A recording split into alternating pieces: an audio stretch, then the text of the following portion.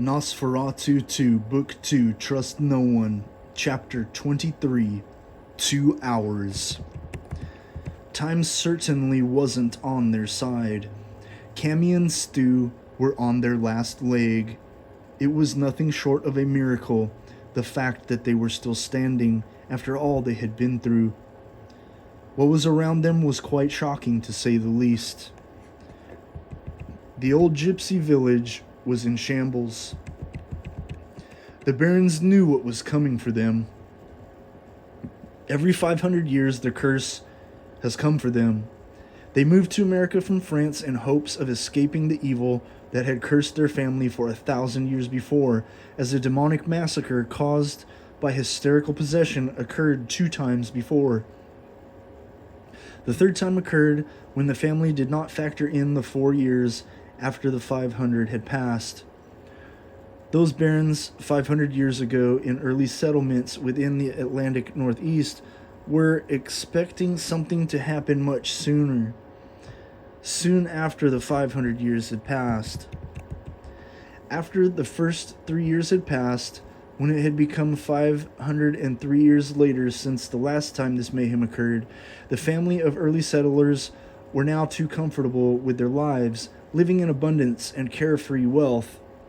They had become ripe for the picking, so to say. Since this happened, the next generations took great lengths to teach the generations who would come after them what the timeline was like. The barons in early pre-America made different calendars compared to the common ones sold in stores. They wove the murals that were on the welcome wagon, telling their story so the children could be taught to pass this information down to their children. And so they did for 7 generations. But all this did is infuriate the demon of wrath. So Lamb came exactly at the designated time of his appointed meeting.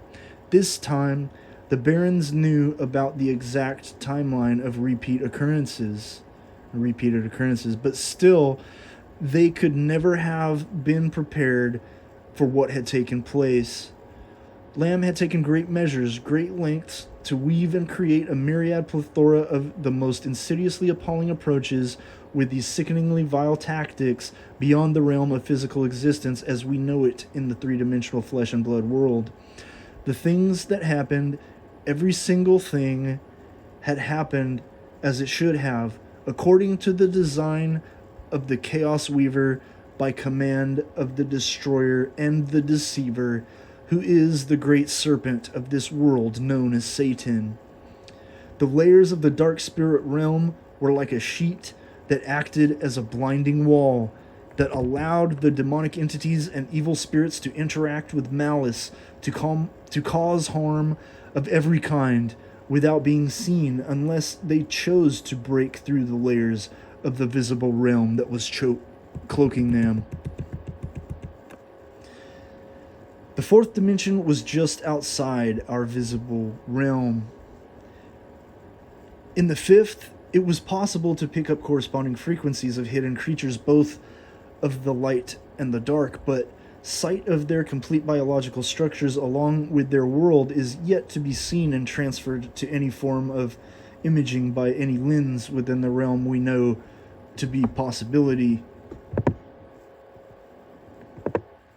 Technology is not there yet, but there will be a day when these realms can fully be viewed in our 3-dimensional world.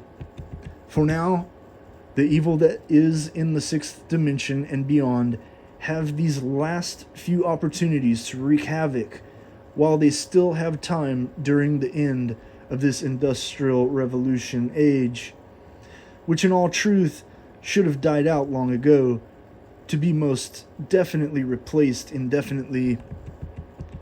We are behind in the times, and this is no coincidence or fluke, because there has to be a time for destruction and an order of beginning and end of an age in time.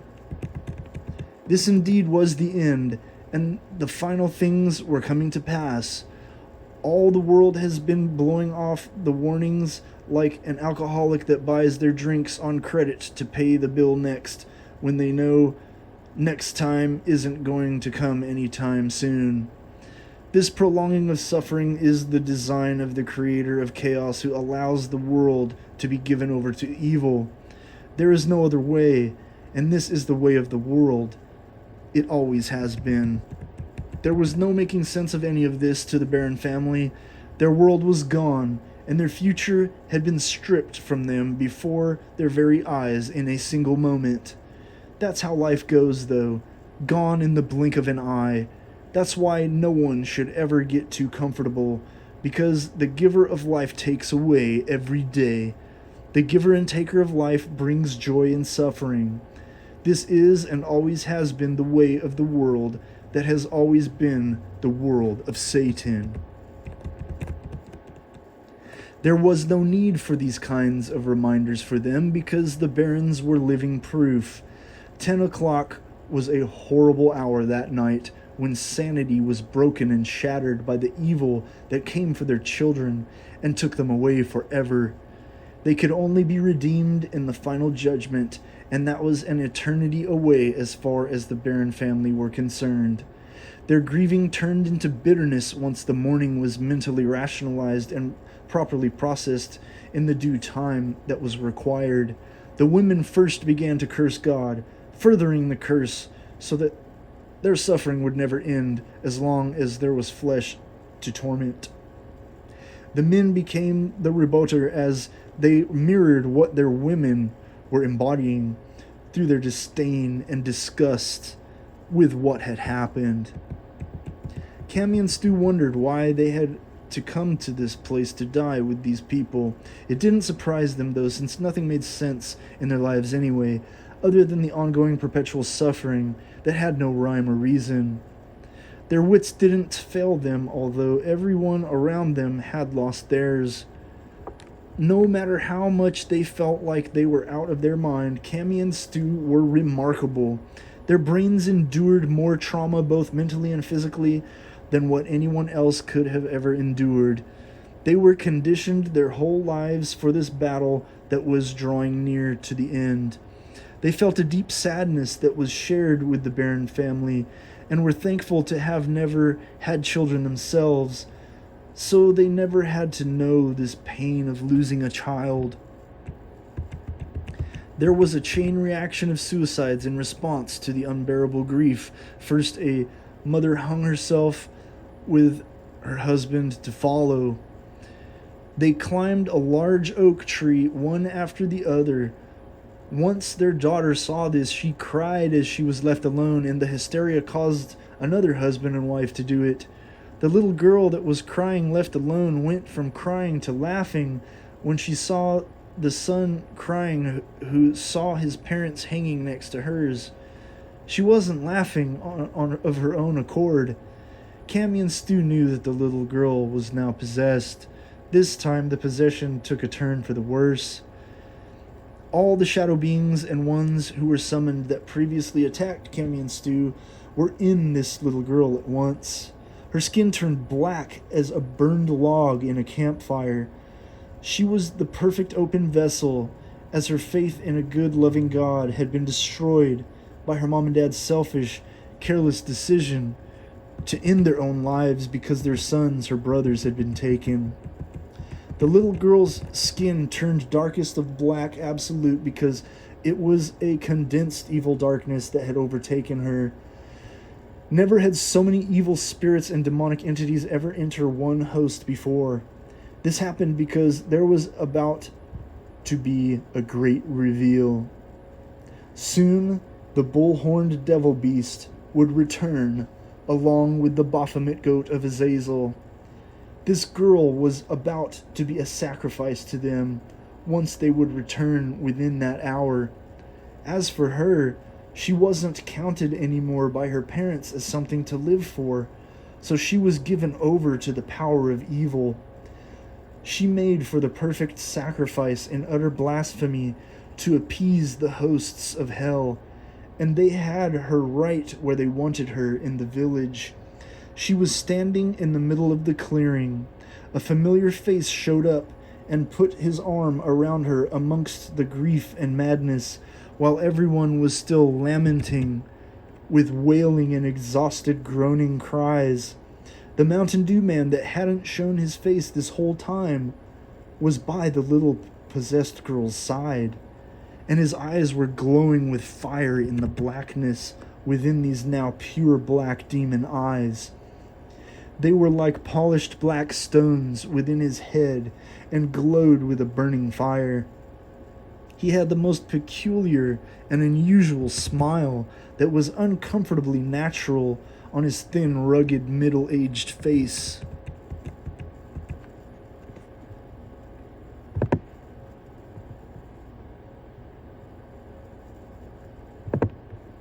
The giant bull horns pierced through the top sides of his head, and the Mountain Dew shirt began to rip, dissolving off his body as if his skin were acidic.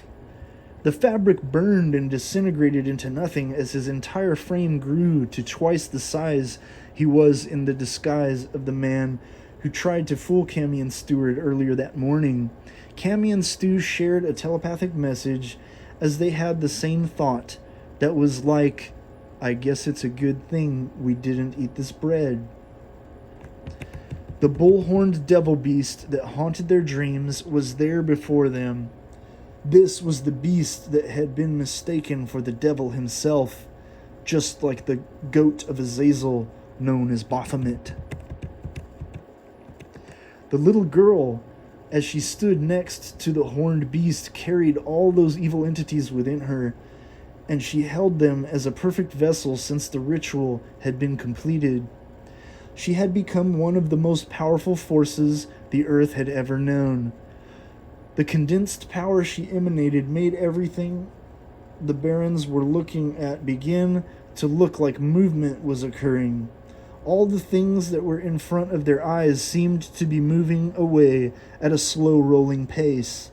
The trees in the darkness, the conjoined houses, the barn, the goats, the wagon, all looked to be moving away slowly.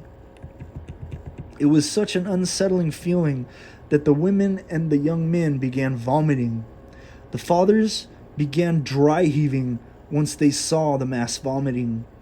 The goats came and began licking up the vomit, and the bull-horned devil beast began rearing his head back with his hands on his hips to let out a loud, low laugh that bellowed and echoed through the clearing of the village. The little girl had a flowing black smoke coming from her mouth. It was constant. This black smoke was covering the clearing quickly until no one could see what was in front of them. The barons were testing the visibility within and determined that they couldn't risk moving from their place because visibility was so bad that you couldn't see your own hand directly in front of your face. Something in the smoke that could not be recognized was running around as soon as it had the chance and was moving from goat to goat, draining them of their blood and drinking from their dead carcasses. The bull-horned devil beast was now in full form before them and began running around the clearing, goring many of the men and tossing them in the air, both fathers, brothers, and sons. The scene was difficult to watch for those few that were still left alive. Mama and Papa Baron each held large torches that were lit with a strong flame and waved them through the smoke. This kept them safe and protected the women behind them. All the men of the Baron family that were left besides Papa Baron became victims of the bull-horned devil beast. Most were gored within that hour between 10 and 11 o'clock, but the others had their heads crushed in by his hooves as he kicked some to the ground of those who fought back. The giant beast took pleasure in kicking the men to the ground and proceeded to stomp in their heads, crushing them to pulp under his black hooves. His smiling laughter was perverse, and his head was a morphed mix of bull and man. The smoke began to clear, and laying on the ground in the middle of the carnage was the goat of Azazel, Baphomet. The giant hermaphrodite beast was propped up on its back, leaning upwards, almost sitting up with its shoulders off the ground. The gaping and bulging vagina had consumed dismembered body parts, so it seemed. This was not the case. Baphomet was giving birth from a rapid conception and full-term pregnancy that occurred within a day because of the ultimate black mass ritual that had been performed and carried out just hours before, with Matthew impregnating this abomination. The perverse goat of Azazel was feeding the demon spawn, helping it grow to full devastating potential by going around sucking the blood of the goats and feeding the baby it carried inside, the remnants and body parts of the ones murdered by the bullhorn devil beast. Cammy and Stu saw Mama and Papa Baron get too close to the two giant beasts, with the little possessed girl in the center, and their torches were swatted out of their hands. The bullhorned devil beast stomped out the one torch before it could cause a large fire in the forest, and the little possessed girl opened her mouth as she put out her arms, extending her hands to reach out to her sides in the form of a cross, and reared her head back in an exaggerated, contorted pose with unnatural posture. She spewed black chunks of crude oil that hit the other torch that began to spread its fire to the trees. The little possessed girl then bowed forward and continued barfing out this black liquid puke that spewed effortlessly like a good old stream of crude oil. The stream of black vomit did not act as oil to further spread the fire by powerful ignition. Instead, it kept the fire contained while changing its color as well as dimensions and demeanor. This was no other than real black magic straight from the source of evil. The little possessed girl would then carry out the tragedy that had to take place in order to fulfill the Baron family curse. She gave an enormous inhale that went on and on and on. Her breath would not stop drawing in air, as if she had bottomless lungs. Her body was not growing bigger with air either, yet everyone noticed the smoke from the fire going into her mouth, until the tips of the oddly colored fire went down her throat as well. The curious flames of this fire were reflecting rainbow-like colors, like black oil puddles glistening in the sun. The little possessed girl then blew out a stream of fire so intense it was worse than any flamethrower of human design. This was more powerful than any fire they ever even heard of, like the banned firebombs of World War. The fire turned the remaining women into puddles of burning liquid. Their puddles stank like death once the fire stream had ceased. The liquefied remains didn't stop bubbling from the boiling until minutes after, and were steaming for the rest of the night, even until morning. This was something Cammy and Stewart weren't going to get to see in the flesh. They had about an hour left before midnight. Mama and Papa Baron were able to protect one girl behind them. She was their last grandchild. The Baron family had no more remaining family alive after this prolific incineration. Their name had changed before in those 2,000 years because of this same extinction of bloodlines, because of the remaining survivors being women. It was the women who worked at night so that they could be ready and see the curse as it would arrive.